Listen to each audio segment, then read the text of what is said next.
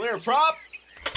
Star 73, Yankee number 2, following twin traffic, 3 mile final, clear Pleasantville. 1 Charlie Bravo, exit in runway 25, going 4 mile final. This is Behind the Prop with United Flight Systems owner and licensed pilot Bobby Doss and his co-host, Major Airline Captain and designated pilot examiner Wally Mulhern. Now let's go Behind the Prop. What's up, Wally? Hey, Bobby, how are you? I'm fantastic. Another week, another podcast, and another great guest. This morning on the show, we have Michael Dougherty, the Chief Pilot and Flight Operations Manager for Goodyear, which means he's a blimp pilot. Thanks for joining us, Michael. Hey, guys. Appreciate you having me on. So I know I've talked to a lot of people, Wally, that we were going to have this discussion, and a lot of people were excited, and they asked a lot of questions that I probably had in my head before we started thinking about having him on the show. Do you know many blimp pilots? I do not. I know. I can say I know Michael now, but he is really the only blimp pilot I know. Yeah, Michael, I'm sure you hear this a lot, that this is a very unique position that you hold, and you've done it for 14 years. Tell us a little bit about how you got into it and a little bit what it's like in the day in the life of a chief pilot at Goodyear. Sure. It is certainly a very small group of people. Our kind of claim to fame is there's more astronauts than there are blimp pilots out there. And especially with the commercial age of space flight, I guess. But yeah, there's we have a full staff at Goodyear is about 13 pilots, including myself. We've got 12 guys that are attached to a crew, 4 guys on each crew, and then I'm the chief pilot and flight operations manager. So I do all of the certification stuff, check rides, pilot proficiency checks, that kind of stuff. And then I do a little bit of fill and flying here and there. When we've got folks on vacation or short staffed or something, but yeah, we have a few missions with the airship. First and foremost, kind of the one we're best known for is our aerial TV coverage. So each blimp has a crew of about 20 folks that goes down the road. That's generally 4 pilots on each team, a couple crew chiefs. We have 5 aircraft mechanics that take care of the airship from nose to tail. Through all of its major maintenance and field maintenance and all that kind of stuff. We do have a maintenance support team that helps support the guys in the field, but those guys in the field do a great majority of the work. We have a couple of GSE mechanics because we've got a pretty big ground support fleet. We have a semi truck, a crew bus, a couple of mass trucks, which are what we use to moor the airship to. That's basically a 65,000 pound straight semi truck that has a 40-foot pole attached to it that allows us to attach right to the nose of the blimp. And then when the blimp sits on the field at night, it's like a big windsock. So it's a pretty big ground support fleet, and those guys do a good job taking care of it for us. And then we've got 4 broadcast technicians on each team. So all those great pictures that you see are all Goodyear associates behind the scenes. So our camera operator that sits up in the airship with us is a Goodyear associate that are specially trained on our aerial camera systems. And then generally there's a couple of guys on the ground at the receive site. It's usually a stadium or something like that we use a microwave signal to transmit that picture down. And we can do that now in 4K native format, which is pretty neat. We keep up with the times with all of our aerial capabilities and things. And those broadcast techs do a great job. So, a lot of times folks see the blimp and they think, well, it's cool to be a pilot on the blimp. And it is really neat. But the pilots couldn't get the job done without those guys on the ground. We've got all of those guys supporting us that really make sure the airship's ready to fly, sustains it in flight, make sure that all of our missions are successful. And then at the end of the day, they're the ones that catch us and get us back on the ground. So we really lean on those guys to make sure the operations run well. So, but besides aerial TV coverage, we do a little bit of passenger flying, but it's all rides by corporate invitation, special VIP guests at Goodyear, high volume tire dealers and suppliers and things like that in the field, and then charity flights. And unfortunately, with some of the stuff going on in the world today, our passenger flying has been basically cut out of the equation for right now. But we're making plans to re-implement that as the year goes on and things start to open back up. But the toughest part about that is the charity side of flying. That's really the kind of fun, unique part to really be able to share our experience with folks in the public, because especially now the way that airlines are, and corporate aviation is great, but sometimes it's a little bit hard to touch. But you just don't get that FaceTime with the with the cruise like you used to when the cockpit door has to close and you see the guys on the other side. So really unique part about what we do is, we're right there with the folks, and it's a low level, low speed, sightseeing flight. That's a really cool part of what we do. Probably one of my favorite parts of what we do, really. Wally, I don't know if you heard what I heard, but I heard that we were going to probably get a ride in the blimp sometime soon after COVID's over. Hey, I've got Goodyear tires on my Jeep out there. That's all I buy. So I'm a VIP tire maker buyer. We appreciate your support for sure. But I always tell people it took me about 7 years being in this job before I got my mom a ride. So don't hold your breath. Wow. Yeah. I used to live by the blimp base here in Houston that was here until 1992, and I used to go out there quite a bit and stand at the fence, and I kept hoping for them to look over there and say, "Hey, you want to go for a ride?" But that never quite happened. But Michael, tell us about the airship itself. Most of our listeners are pilots. They're interested in airplanes. How many engines does this the airship have? Avionics. Just tell us about it. Sure. It's well, we partner with the Zeppelin Corporation. So the manufacturer is actually Zeppelin. So it's really truly a reiteration of Graf Zeppelin.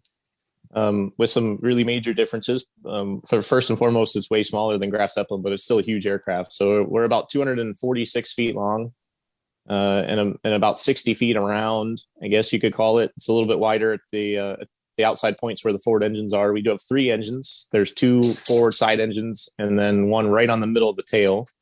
They are Lycoming IO360s like you would have in your Cessna 172, 200 horsepower each. All mounted sideways, and the propellers are about a 9-foot 3-bladed propeller that runs through a 90-degree gear reduction box. So at 2650 RPMs, the propellers are only turning about 1200 RPMs. So they're great big flat blades on them, kind of like what you see on the C-130s, or a wood composite blade, and they spin kind of slow, so it keeps the airship really quiet, which is nice. It's a really great passenger experience for us inside because it's a nice, quiet environment. But it's all digital fly-by-wire, so there's no physical connection between the cockpit and any of those engine pods. Each of the engine pods is kind of independent, runs its own independent systems, and that's where the redundancy comes in the airship. Is that unlike a light twin-engine airplane, for example, where you lose one engine, you're losing 50% of your thrust and 80% of your performance. It's not like that on the airship. But you lose one engine, you lose 1/3 of your thrust and 1/3 of your performance, and everything goes along with it, because a great majority of the work's being done by the helium inside. So our airship is about 297,000 cubic feet, which is about 2.6 million gallons of helium inside the envelope, and that's what keeps us aloft. So we don't rely on the engines and the power of the engines really to pick us up, just really to move us forward. So the total weight of the aircraft without helium is about 19,500 pounds. So it's a pretty big aircraft. But when we put the helium inside of it, our maximum allowable takeoff weight is about 400 kilograms, which is about 880 pounds. So you put it on a bathroom scale, it really doesn't weigh much. And generally, we don't take off at maximum takeoff weight anyway. We take off at about 300 to 350 kilograms down, which is between 600 and 700 pounds. So the airship, the engines on the airship aren't doing a lot to lift us, although the forward engines do swivel up and down. So they're down at zero when they're basically a tractor propeller like you're used to in an airplane. But we can swivel those propellers up to 120 degrees back, actually past vertical. So we can do a vertical takeoff and landing like a helicopter can in the airship. And the forward engines do most of that lifting. The aft engine on this thing actually runs 2 propellers. One of them is a pusher prop that's normally in flight configuration facing straight aft. But in takeoff and landing configuration, that can be swiveled down to actually point directly at the ground, 90 degrees down. And all of the pitch and power control to your propeller, sort of like a constant speed prop, but it all goes to your side stick. So it's a digital side stick control, kind of like you would see in a Cirrus or something like that. But instead of having manual, cables and pulleys and push rods and things like that, that connect you to your flight controls. It's all digital data buses that connect you to the pod, that connect you then into a couple of other computers that give us pitch and power changes and swivel changes on the propellers and things like that. But it's all your aft engine. When you swivel down into what we call takeoff and landing mode, it's all controlled by your side stick, which also controls your traditional flight controls, the fins on the back of the airship. So you don't have to even think about what the aft engine is doing once you put it in takeoff and landing mode. When you push and pull on the stick with your propeller facing the ground now instead of facing the back of the aircraft, when you push, for example, instead of pushing you forward, it's actually pushing your tail up or your nose down, so it controls pitch for us. And then there's a second fixed propeller that's like a lateral propeller on a tail rotor on a helicopter. It's a fixed lateral propeller that when you push the stick left and right, the fins all still work like they normally would, the traditional flight controls to try to turn the airship into the wind. But if there's no wind over the flight controls, just like an airplane, if you don't have enough airspeed, then those controls are ineffective. So that thrust vectoring, we call it, or that propeller on the side then becomes active, and it pushes the nose to the left and right. So we have full left, right, up, down, pitch and yaw control just with our side stick based on that rear engine, in addition to our traditional fins, the flight controls that the normal blimps or airplanes would have that use wind to control the thing. So we have a very controllable aircraft. Even though it's bigger than the ones that we used to fly, we can actually put them in smaller fields because we have a lot more kind of fine control over them. And we no longer need 15 guys to run out and physically catch us. We need those guys to do other jobs, but they don't have to come out and chase the ropes down anymore, like what you guys probably saw back in the day in Houston when the crews would run out and catch you. So right now, in ideal conditions, we have one crew chief that stands out in front and kind of gives us, he's our eyes looking backwards as we're looking forwards, because a lot like an airliner, you really can't see out around you or behind you very well. And you rely on that crew chief to really keep you in a good spot and give you those small corrections for wind adjustment and things like that. But the pilot, for the most part, holds it on the ground.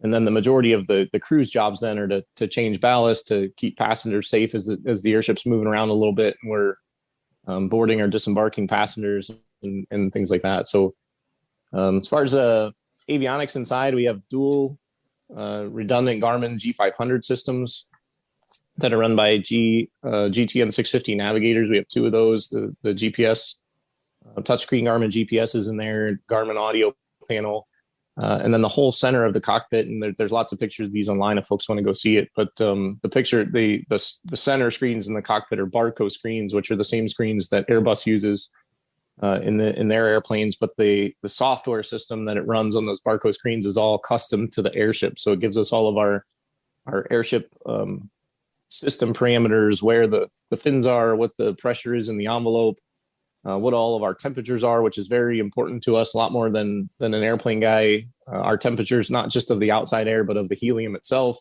And the difference between the two is very important. We have two smaller airbags that are contained in the larger envelope that we use for pressure management and trim a little bit. So all of that data is displayed on those screens. And then the lower screen is a lot like what you would see in a glass cockpit general aviation airplane, where you have all of your engine parameters, and it's just everything times 3 for each of the engines. So we can scroll through those screens and see each individual system separately, like your fuel system, your electrical system, that type of stuff, if we need to, or if the emergency checklists or something like that call for it. But generally, we're looking at all of your general engine parameters on the bottom, the airship parameters on the top, along with a CAS screen, which is a crew alert screen, a lot like what the airliners would have, so that if we do have something come up in the aircraft, some kind of an abnormal emergency or something like that, it'll flash us on the screen with a master caution or a master warning, like what you see in the big airplane. So the whole thing is built to a standard, a European standard that's the same as our commuter category aircraft here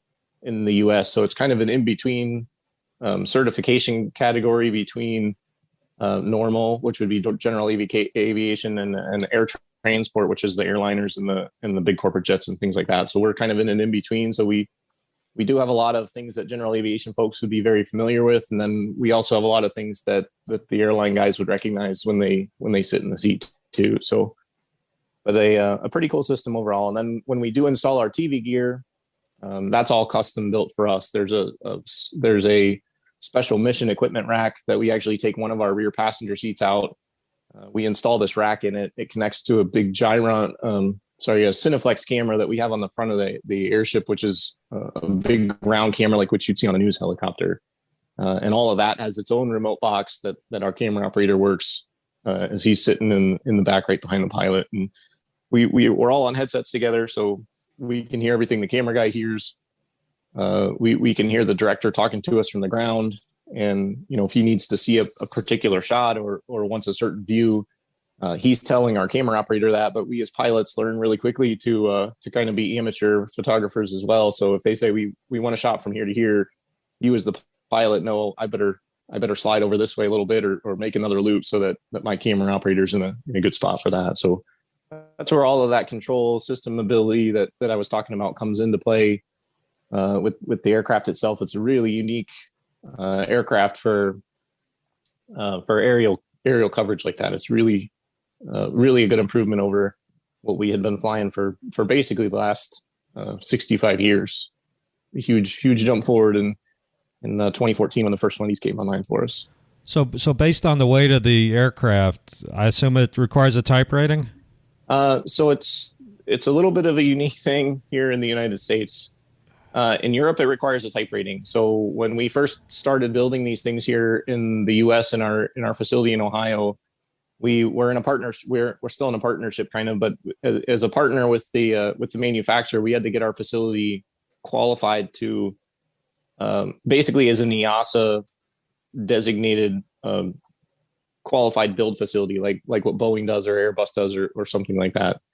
While we were doing all of this, there were three of us that went over to Germany, and we got a full commercial European license on airships only, and then built time over there. So in that process, I had to get a commercial pilot's license, European pilot's license with a type rating in the LZN07, which is the type of the aircraft that we fly here. So I do have a type rating in it, but it's a European version of it. In the US, the way that the regulation is written is that a blimp's a blimp. And it doesn't matter what it is, how big it is, how small it is, how fast or slow it goes, a blimp's a blimp.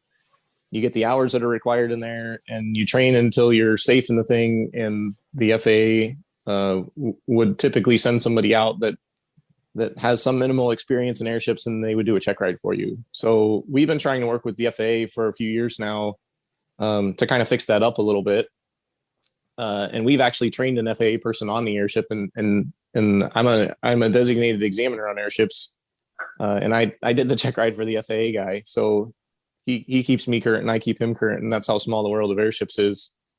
But yet to this day, we're still working on a PTS, not ACS yet. The PTS from 1997 was the last time it was updated for airships and balloons, and it doesn't require a type rating in our aircraft, but it does require type specific training based on a supplemental FAA report that they did when basically that they do anytime a new airship comes out. They'll send a guy out that are kind of internal subject matter experts for the FAA. They do up what's called an FSB report, or a flight standards board is put together. An FSB report basically can supplement or override in some cases the PTS requirements depending on the type of aircraft. So for example, there are some things that the PTS says that we have to do for an airship check ride to be complete, but our version of an airship is not capable of doing those maneuvers because it has thrust vectoring.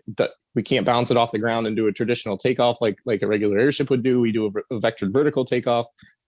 So the FSB report allows for that in there and says, in lieu of a upship takeoff, a vectored vertical takeoff demonstration is acceptable or something like that. So there is a certain amount of required type specific training, but it doesn't ultimately, at least yet, result in a type rating like you would have in a jet, for example, here in the US. I think that at some point that will probably change, because I think that the FAA is learning now that, especially with some of the big projects going on out there that are airship specific, like these heavy cargo lift programs and a few other things, that they could end up with another aircraft that's 800 feet long carrying 80 people on it, and the pilot, it could have the same rating as the guy that flew the Snoopy blimp that's 125 feet long and has two 80 horsepower Rotax engines on it, and that's not the spirit of the FAA safety program. So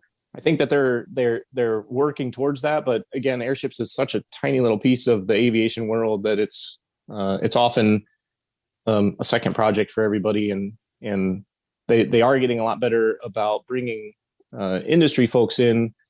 And to the FAA's credit, I think they've learned a lot over the last handful of years with some of these projects they've worked on, and some of the stuff even that they've done with us. I think that they've been doing a good job trying to keep up the best they can, but on a supply and demand basis, so that they're focused in the right areas first, and then when they need to address the airship stuff, we usually call them and give them a heads up, and they come out and they're great about working with us to try to figure out the best solution if we come up with something that's weird from a certification standpoint, a aircraft certification standpoint, a pilot certification standpoint, something we run into kind of dark holes in regulations all the time as blimps, because oftentimes we're not specifically addressed, like airplanes or helicopters or even some of the light sport powered parachute stuff like that. That's more common, might be in the regulations. What go back inside the cockpit for a second. I did look at a lot of those pictures. It seems like there's 8 prop levers, 8 mixture levers. Seems like there's a lot of levers. I know there's 3 engines, but it almost looks like there's 2 for every engine for some reason. Can you walk us through a little bit of some of that stuff that we as GA pilots might relate to? Sure. It's a little bit of a backward system, so it's almost more like a turboprop than it is a piston airplane, although they are piston engines. It's just that the governor system works like a Robinson helicopter, where we actually have buttons to engage our governors, as opposed to the governor kind of being built into a system like a typical constant speed propeller would be. So when you look at the pictures there, our main, we call them thrust levers. They're really thrust levers. They're not throttles. The black levers that are in there, there's 3 of them because there's one for each engine. Really, the one in the back is either pretty much full forward or it's in a zero thrust detent, but it just runs the aft propeller. The forward ones we use like a general aviation pilot would use a throttle in an airplane, and we push them up to go faster and we pull them back to go slower, except for when we vector our engines to look up in the sky, and then we push them forward to go up and we pull them back to go down. It's kind of like a helicopter. All the other stuff that you see in there's blue levers and red levers, and those are what an airplane pilot might be familiar with, or pretty familiar with in a constant speed prop airplane, where our blue levers are in this case, because it's a little backwards, those would normally be your prop levers. In our case, it's an RPM lever, so it's an RPM request, and the red levers are just your mixtures, like every piston airplane pilot would be familiar with. And we adjust our mixtures the same way that everybody else does for slate. In most cases, basically either a little bit on either side of peak EGT, either a little bit rich or a little bit lean, depending on where our operation is. But the blue levers and the black levers work together. So what they do in our aircraft is that when you push the button and you activate the governor in our system, the black lever literally changes the pitch of your propeller. So instead of the black lever changing your RPM and then the pitch automatically changes based on the governor to try to keep the RPMs where you want them to be, ours is backwards. We give it a pitch and then we ask for an RPM, and the governor actually moves the throttle to give you the maximum throttle that it can give you for the combination you asked for. So when we put our blue levers full forward and we put our black levers in the takeoff detent, the throttle will open up to its maximum, and that's as much power as the aircraft can give you. So we actually do have a detent for takeoff. It's kind of like what the airliners have, where or the big corporate jets, where they have a detent that allows you certain modes of power in the jet engines. It's very similar to that. So we put those levers full forward, we put the thrust levers in the detent, and it gives us as much power as it can for our takeoff. We can actually go past the detent on the thrust levers, but in order to do that, it's if you think about it like driving a manual shift car, you can't start the car in third or fourth gear. You have to start it in first gear and get a little bit of motion before you can get it in those higher gears. But what the higher gears do for you is bring your engine RPM down, and then the car is more fuel efficient as it moves forward because it's already got some momentum moving forward. So when we go past our detent, it's kind of the same thing as shifting to fifth or sixth gear. It allows us, once we do have some motion up there, for the propellers to take a bigger bite out of the air because we're already moving pretty fast through it, and then we can reduce our RPMs and we can become more fuel efficient.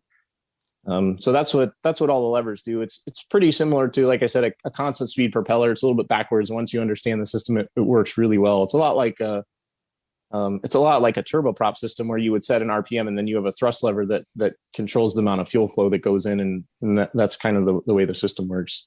The unique ones in there are the yellow ones. The yellow levers are the ones that swivel our propellers. So again, the one in the back, the whole little quadrant in the back is just for the rear engine. And we don't really have to mess with that too much because it's either all forward or it's all back. And when it's all back, then your whole rear engine is controlled by your side stick anyway. So you can forget about all the levers back there because they don't really do anything anyway. Although the yellow lever in the back, we kind of call that our landing gear lever because when it's full forward, your propeller is pushing you forward, and when it's all the way back, that propeller is facing the ground and you have that side stick control. So if you forget to put that yellow lever back, it's kind of like forgetting to put your landing gear down, where you start to get slow and then you can't control the aircraft like you want to. And a new pilot will go, I just don't understand why it's not turning. It should be turning faster than this. And that's because you forgot to put your landing gear down back there, and you don't have the control that you want to have because your thrust vectoring is not active right now, and you're becoming very slow. It's almost like stalling an airplane where you become very slow. The flight controls get really mushy and you can't make the turns that you want to make. And so it's definitely a learning experience for the pilots. But those forward levers, it really does make us go kind of between airplane mode and helicopter mode. But they're infinitely adjustable from 0 to 120. So wherever we want to put it, once you go past about 60, we teach our pilots that now you've gone past the point where your forward engines are your thrust anymore. Your vectors now become your thrust. If you push that propeller just a little bit forward, you're going to go forward. If you pull it back, you're going to slow down. And now if you push on your throttles up and down, your thrust levers up and down, you're going to go up and down. It's not going to go forwards and backwards or faster and slower. So that 60-degree point is kind of where you switch between being in an airplane and being in a helicopter. So I think sometimes that's the hardest part for a pilot to grasp when we're kind of introducing them to the system, when they're getting used to the way that the airship feels, because you're kind of out there blowing around in the wind, and you kind of get to this point with your flight controls, with your thrust vectoring and your side stick, your thrust levers, and all the other stuff working together, where you change one, you better change another one just a little bit, and you change it again, you change this one, you change that one a little bit. You're right in this weird spot where you don't really have great forward and back control, and you don't still really have great up and down control, and you have to learn to get through that spot, that transition between airplane and helicopter efficiently, to be able to really make your landings and especially in tight spots just the way you want them to be. So really unique control system. Takes a little bit of getting used to, and then if you switch seats, we qualify everybody as captains first in the left seat. It's like learning to be a GA pilot, where you typically sit in the left seat until you're learning to become an instructor, and that's kind of how our system works too. We captain qualify everyone first, and then we go back and we put them in the right seat, and we'll train them under normal conditions in the right seat to kind of sort of be an FO. More times than not, it's just to sit over there and hold the control stick while this guy gets up and eats lunch for 15 minutes and comes back when you're on a 6 or 7 hour cross country somewhere.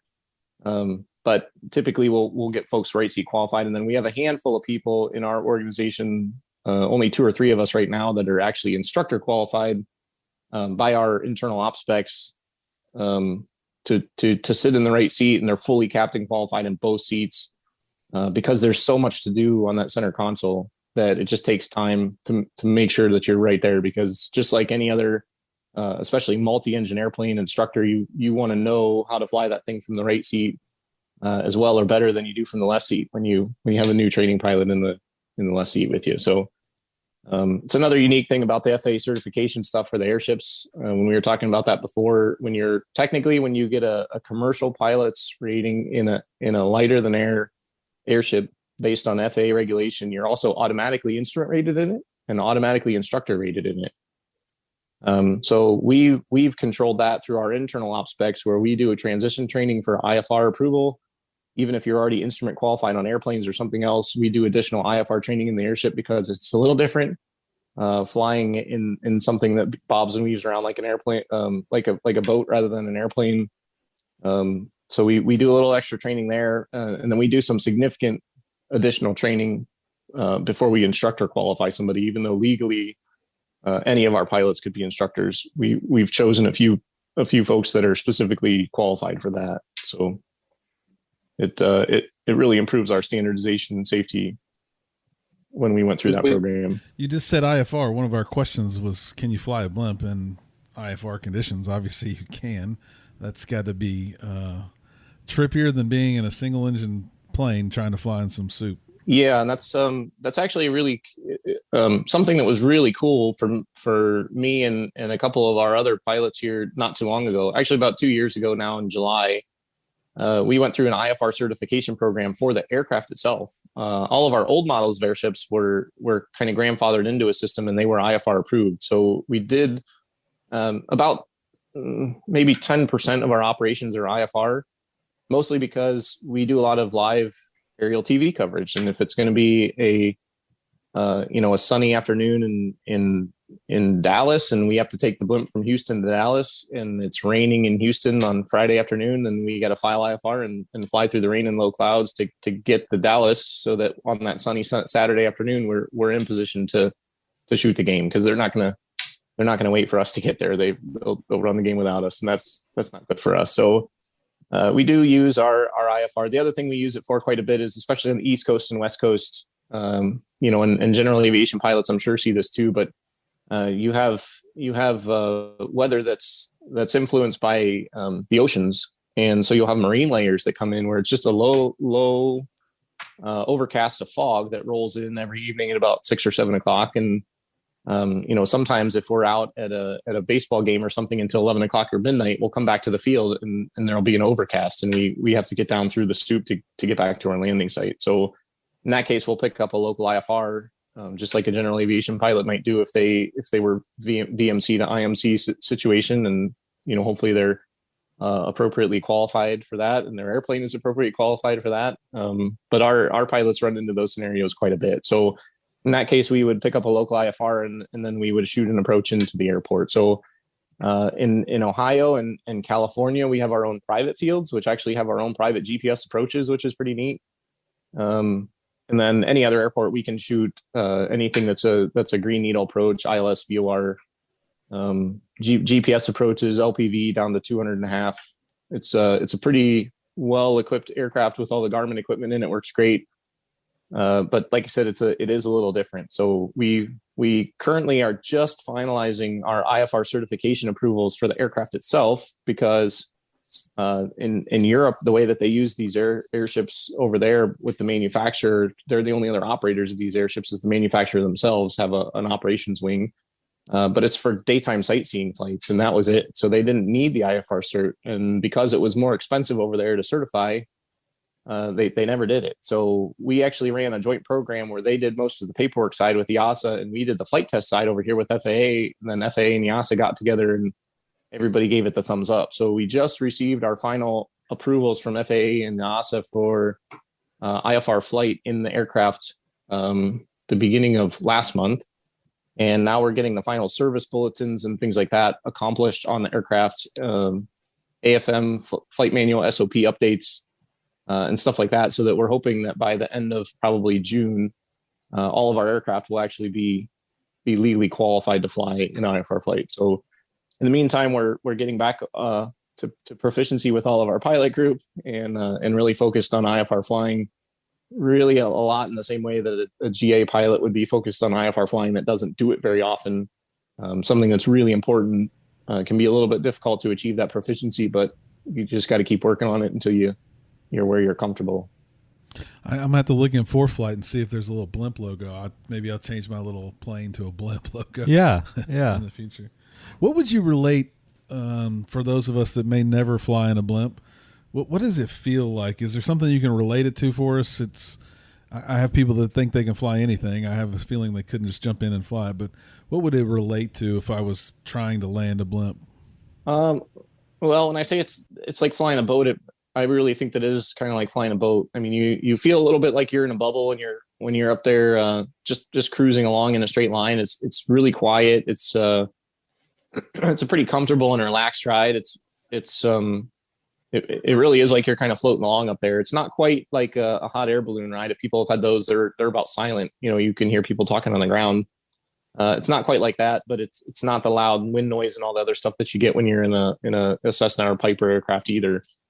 But it's a really smooth, comfortable ride, and we don't get turbulence like an airplane gets, where you bang around or jolt, even like an airliner, the bigger airliners. If you've ever been on a 777, a big heavy 7.6 or something like that, you'll see the wings flex and you get that kind of turbulence. And unless it's really bumpy, it doesn't jolt you. The blimp is even more forgiving than that, because we're going so slow that oftentimes the type of turbulence we get is thermal activity on the ground, which a lot of GA pilots deal with all the time, where you're bouncing around in the tops of the thermals at altitudes below 3,000 feet above the ground. And we're oftentimes 1,000 feet or below AGL. So we're right in the thick of those thermals, but the airship's going so slow that as it flies along, it'll pick the nose up.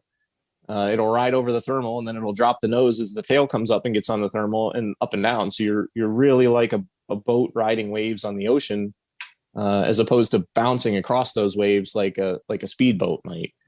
And then because the aircraft is so large, there's a stability to it too. And with the weight of the aircraft and things, it really dampens out those thermals. So it's really that's what makes it such a good aerial platform, is it's a very stable platform, but it also makes it a good platform for passenger operations and things like that, because you're kind of riding along in something that's relatively smooth and stable, even on kind of a bumpy thermally day. There are some extremes to that, I suppose, but most of our passenger flights are between a half an hour and an hour long, and people are so excited to be on the blimp. We don't often get sick folks on the airship. Every once in a great while, but not too often do we make people sick up there. Well, you said 6 or 7 hour cross country. I guess a lot of people don't envision that the blimp flies from Akron, Ohio to Houston, Texas, but I'm assuming it does. What kind of facilities are in a blimp? You said go eat lunch. I'm assuming there's a little bit of a place to eat, but are there bathrooms? What's the rest of the facilities look like? Yeah, there is now. That's other than can I get a ride? That's probably the next most used question, I think. But it's the old airships actually did. We had to bring our own facilities with us, like a little camper portage on that we would put them in this back systems bay when we flew. The new airship has a small lav on it. It's very similar to a regional jet. It's just a little small single toilet, although ours has a window in it, because you don't want to miss anything if you're on a blimp ride. So we call it the loo with a view. But it's we have a small restroom on there. So on those really long flights, because everything is kind of factors of 10 in the airplane. I think your typical average true airspeed in a big airliner when you're going across the country is probably in the ballpark of 450 knots. And we're generally cruising along at 45 knots. So everything's factors of 10. So if you take off from New York, you can land in London in about 6 or 7 hours. If we could take off from New York, we're going to land in probably Williamsport, Pennsylvania in about 6 or 7 hours, because it's about 10 times less distance than it is going across the ocean. Right. But it's the same kind of thing. You kind of prepare yourself for flights like that as a pilot, when you know you're going to have a 6, 7, 8 hour flight. I mean, the longest I've ever been on the airship in one single flight is 14 and a half.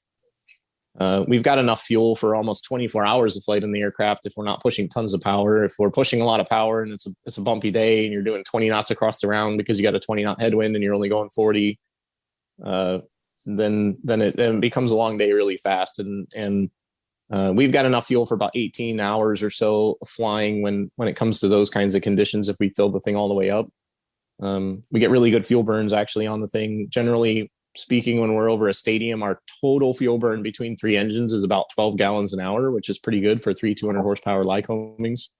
But again, we're only using that power to move around in the air, not to keep ourselves in the air.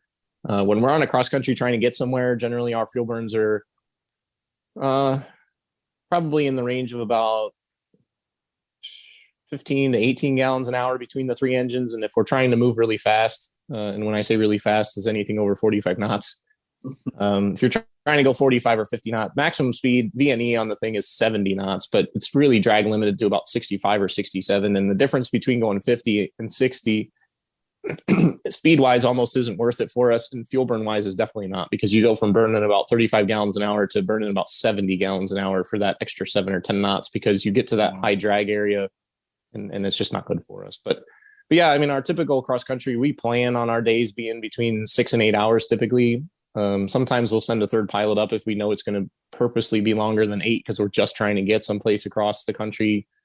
Or we'll make a fuel stop along the way. We'll do a crew swap, and then we'll keep on going about every 6 or 7 hours. So actually, we do have a routine where we have to bring our California airship to Akron every year for its big, basically like its big C check. Because one of the things about the new airships is that they do have an internal framework, which the old ones didn't. And in order to inspect that, we got to take the helium out. So we take the helium out, we compress it into trailers. We ventilate for a couple of days, and we send mechanics in there. They do an internal framework inspection, and they clean everything up, make sure it's all good for us. And then we put the helium back in, and we send it out the door. That process takes us about 3 to 4 weeks.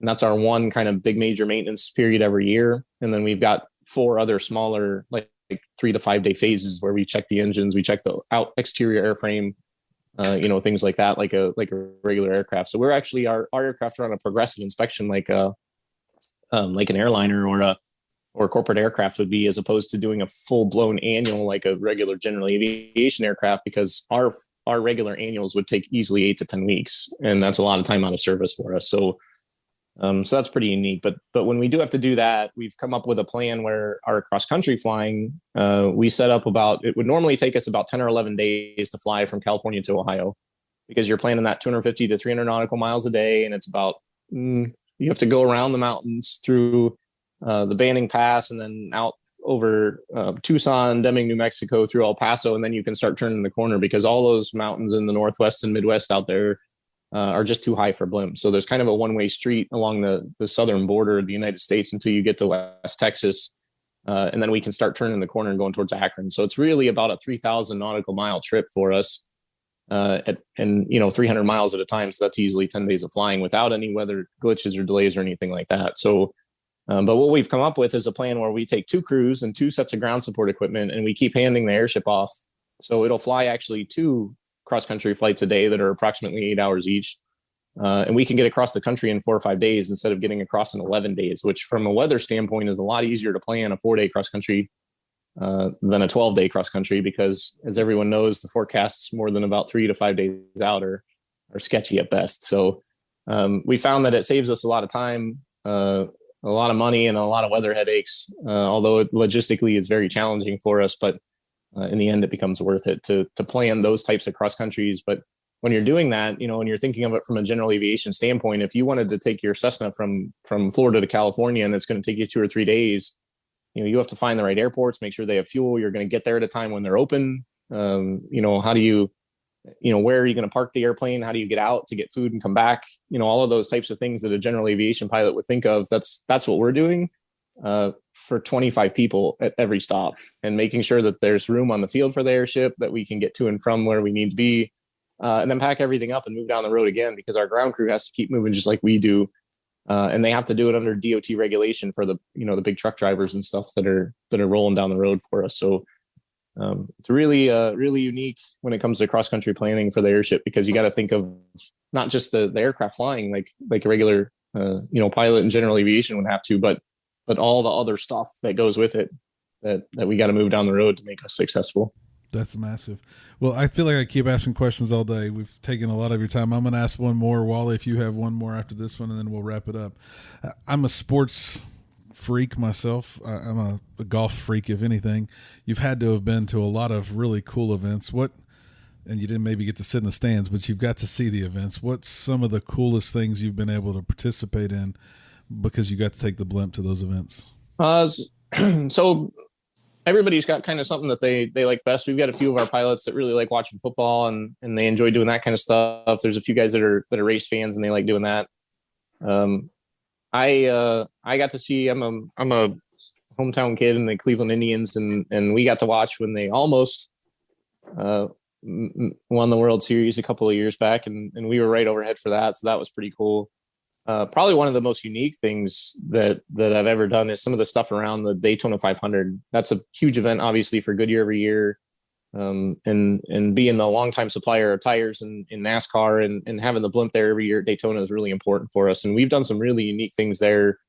Last year, we flew the airship with Air Force One. We were the only aircraft in the sky besides the president's airplane with the president on board. So the logistics and the planning that goes behind that, planning with the U.S. military, the Secret Service, just making sure that you're where you're supposed to be, talking to the right people, you got the right people on board, and all of the other stuff that they require for you to even think about being there it was really eye-opening for one. I talk about logistics and all the stuff that goes into ours. Holy cow, man, the stuff that they do. But then coordinating with folks like us that they have they came in and they had to learn about our operation in order to be able to come up with a plan that works for both teams to make sure that they have the safety margins that everyone is comfortable with. And so that was really cool. So besides seeing one of the biggest motorsports races of the year every year from the airship, that was a really cool event to play in. The other one for me that's really cool, because I'm a big aviation buff like everyone else, is that when we got this new airship that has the ability to hover and move around and has the capability that it does, we took one in 2015 to Oshkosh to Air Venture, and we were actually in the air show, which was awesome. I put together about a 3 or 4 minute slow motion air show routine, and we were able to perform in front of the crowd. So I mean, that's from a pilot standpoint, to be able to perform at Oshkosh in front of the kinds of crowds that they do is such an honor anyway. And to be able to do that in the airship was just so unique. And at the time, we were working with Mike Goulian as well. We were sponsoring Mike and his airplane, and he's awesome in the aerobatics field. And we put together a routine where we could fly the blimp and the airplane together in the box at the same time, and it was a really, really cool experience. So that's probably one of my favorite ones. And another one that I like is we've been able to see the 4th of July fireworks from 500 feet over the Hudson River in New York City. And that's pretty awesome as well. You get to see a lot of cool stuff from the airship. So national championship games, ESPN college game day. I mean, from a sports aspect, you can't beat some of the stuff we see, and you really can see it. We're at about 1,000 feet over the field. So most of the time our camera operator can kind of follow the play action. They can see the golf ball off the tee. They can see the baseball off the bat. They can zoom in on the scoreboard once in a while. And as kind of a cheater, we have an XM radio in there. So if there's a national broadcast of the game, we can hear it in one ear while we're listening to the director and ATC in the other ear. But it's pretty cool. We get to see a lot of cool stuff, sporting events, and like I said, some of the other stuff too that's really unique. But well, when I went to the Astros World Series, I was probably 1,000 feet from home plate anyway. I mean, I probably paid $1,000 a ticket, so right. I get what it looks like from 1,000 feet away. Yeah, not much higher than some of the seats. That's for sure. Michael, one question I get when I speak to a lot of especially younger kids, they will, as I go in and talk to them about it, being an airline pilot, one question that I almost always get is they'll say, have you had any famous people on your airplane? So who are some of the people that you've had on board? Well, a couple of the really unique ones for me, again, because I'm an aviation guy. While we were at Oshkosh, we flew Commander Jim Lovell.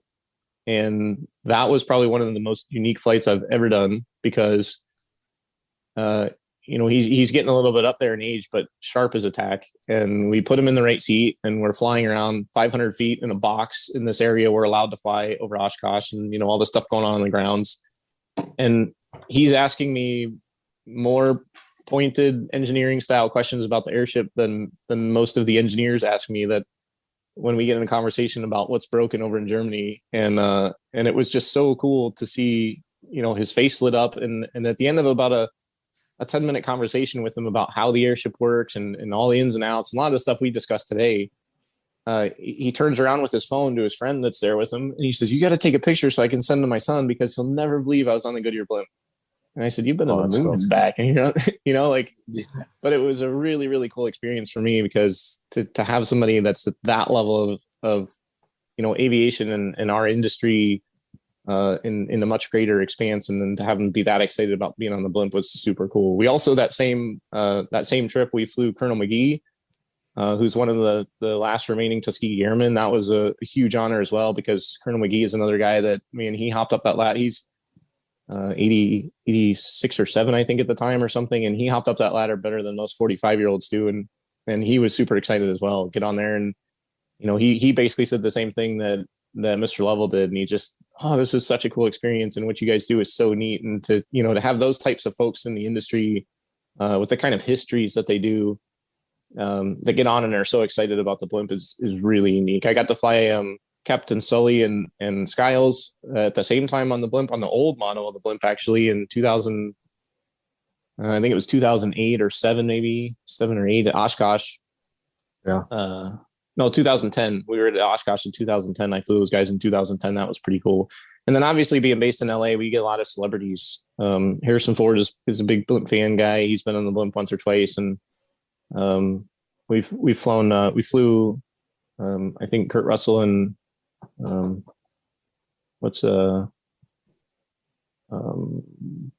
Joey Collieri. He was on Full House. He was on there. And David Letterman, his family is from his wife's family is from the Cleveland area. We flew David Letterman, his whole family, when I think his son had a birthday or something like that. And we invited him out for a media event. He was really, really cool. And then another one at Oshkosh was we flew the Cirrus has a lot of celebrity spokes people, and because Mike Goulian is one of them, and we were working with Mike at the time, and then their OE customer, Cirrus is an OE customer of Goodyear as well. So it's really really important, folks to us from an aviation tire standpoint. But they had all of their celebrity spokespeople, which is Dirk Bentley, Ken Griffey Jr. and Mike Goulian, and we had the three of them on the aircraft at the same time over Oshkosh, which was really cool too, because Dirk Bentley is about my age, and all of his kids are my kids' age, and so that was pretty neat, exchange. And then obviously for a sports fan, Ken Griffey Jr. And some of his experience, and he was a super super nice guy. And we got off the airship and we moored it up, and he came out and took pictures with the crew, and really really gracious person. And so pretty cool to be able to have those experiences too, to kind of mingle and not only that, but share your experience, and to have those people come and be excited about sharing the experience that you have to offer too. So yeah, really cool and a neat thing to be able to do in aviation, a cool way to build our brand, obviously, but something really neat for the folks that are involved in that, from a personal standpoint too. Well, Michael, with that, we will wrap it up. Anything you want to share with our listeners about Goodyear, or what you do, or anything you're passionate about? We have listeners on about 5 continents every week. Anything you want to share with that group? Yeah, from an aviation standpoint, there's tons of stuff to do out there. So, as small as our little niche might be, there's lots of stuff we do, from being a pilot to being a mechanic, to being an aviation manager, and everything in between. And there's lots of stuff to do in aviation that's not just flying airplanes. So I think, for people to understand that is important. From a Goodyear standpoint, we really appreciate you having me on the show and kind of showcasing what we do. Hopefully it drives folks out. We're on social media as well, on all the big social media channels as well. And at Goodyear Blimp, we'll get you to most of them, or GoodyearBlimp.com, and you can get to them from there. So we appreciate you following us around and seeing what we're doing as we ease back into the world opening back up too. And obviously, please put Goodyear tires on your airplane, because they're the best ones out there anyway. So that's right, we do. And I saw you did a music video recently. We'll make sure that people go out and check out that music video of the Goodyear Blimp and the crew. Yep, go see our Devo video remake. It's a pretty cool one too. As always, everybody, thanks for listening to the show. And in Michael's case, stay behind the props. Thanks for listening.